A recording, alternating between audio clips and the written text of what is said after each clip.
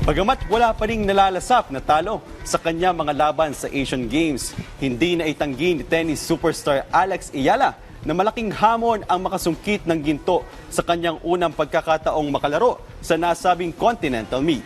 Si Kay Asuncion sa report.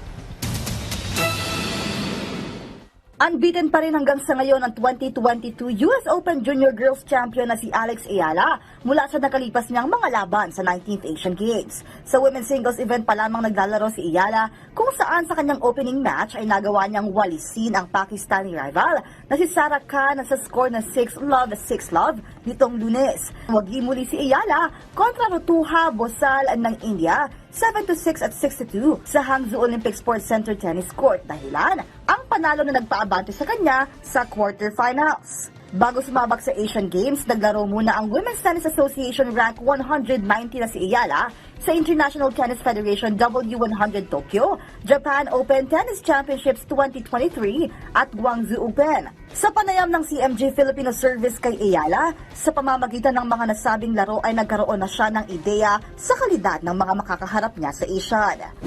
Halos pare-pareho din yung mga players, mga top seeds nandun din sa Guangzhou, yung mga top seeds nandun din sa Osaka. So, may idea na ako kung ano yung level of tennis. But, syempre, iba pa din yung atmosphere ng Asian Games kasi pang team and syempre everyone wants to win. Bagamat mataas ang pressure para sa Asian Games, first-timer na si Ayala na makapag-ambag ng medalya para sa bansa. Prioridad niya umanong mabigyan ng karangalan ang Pilipinas. Mahirap masabi kasi yung tennis, parang may kalaban ka eh. I will give everything that I have, that's for sure, but they will also do the same. So, as long as I know that I've tried my best, then I think that's enough to make the country proud. Samantala, kasama sa mga personal na sumusuporta sa laban ni Ayala, ang Philippine Ambassador to China na si Jaime Flor Cruz. Bukod sa women's singles event, lalaban rin sa mixed doubles event si Ayala, katambal ang national team veteran na si Francis Casey Alcantara. Kay Asuncion para sa Bayan.